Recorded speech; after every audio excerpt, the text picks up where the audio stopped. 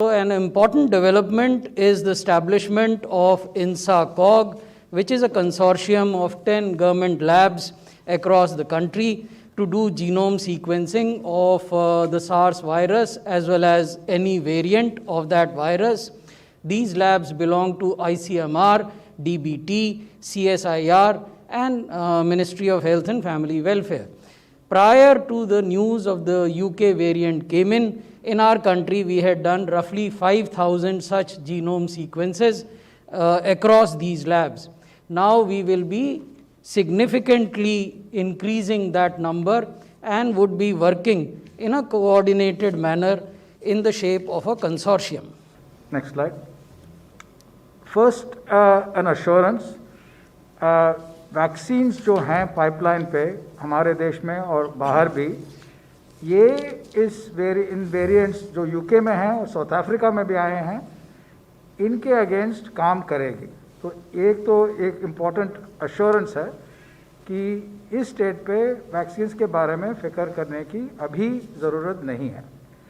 So there is no evidence that the current vaccines will fail to protect against COVID-19 on the variants reported from UK और south Africa. Vaccines क्या करते हैं, ज़्यादातर spike protein जो है, जो virus के ऊपर है, उसके बारे में और बताऊंगा, उसको टारगेट करते हैं और उस स्पाइक प्रोटीन में ये वेरिएंट्स में चेंजेस हैं।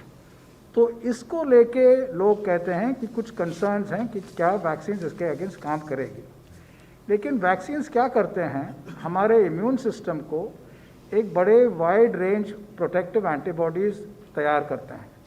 तो इन चेंजेस से वो पूरा रेपर्टवार जो है प्रोटेक्टिव एंटीबॉडीज़ का, वो काफ़ी है इनके खिलाफ काम करने के लिए।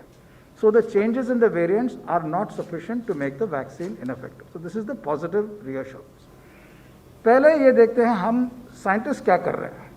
जैसे हेल्थ सेक्रेटरी साहब ने बताया, एक Indian SARS corona virus 2 genomics consortium INSA-COG शुरू किए गए हैं।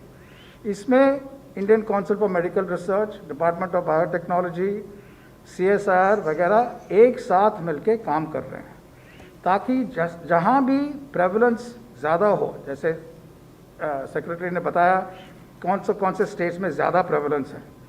इंटरनेशनल ट्रैवलर्स जो आ रहे हैं, ख़ास तौर से अभी UK से, लेकिन और जगह से भी उनका भी टेस्टिंग हो रही है। इसको स्केल करके हमें पता चलता है कि इस वेरिएंट्स का क्या आ रहे हैं और कितने इंटेंसिटी से आ रहे हैं।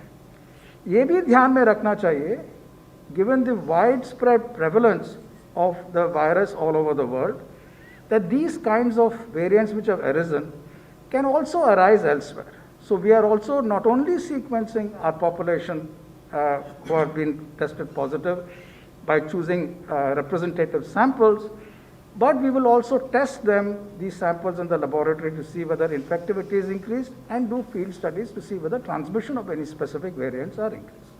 So this will protect us substantially, and this is very important from the scientific perspective of what we're doing. So testing and sequencing of samples across the country from international travelers and from those who are being hospitalized. Now these variations occur because of the immune pressure on the virus. Now, these immune pressure on the virus may be related to the environment, may be related to the host, may be related to your treatment, may be related to other modalities which cause this immune pressure on the virus. So it is important for our perspective also, from the scientific community perspective also, that we do not put too much immune pressure on the virus. Why we have to maintain the judicious use of therapies which are going to benefit. If their benefit is not established, we should not use those therapies. Otherwise, they will put a tremendous immune pressure on the virus, and the virus will tend to mutate more. So therapies that are well established should be used, and which are not well established, their use has to be their very judicious use has to happen. और एक consortium बनाया गया है INSA-COG, जिसका acronym रखा गया है कि 10 लेबॉरेटरीज़ में जो बेस्ट लेबॉरेटरीज़ हैं, दुनिया की बेस्ट लेबॉरेटरी से कंपेयर करती हैं, वहाँ पे हम मिलके काम करेंगे।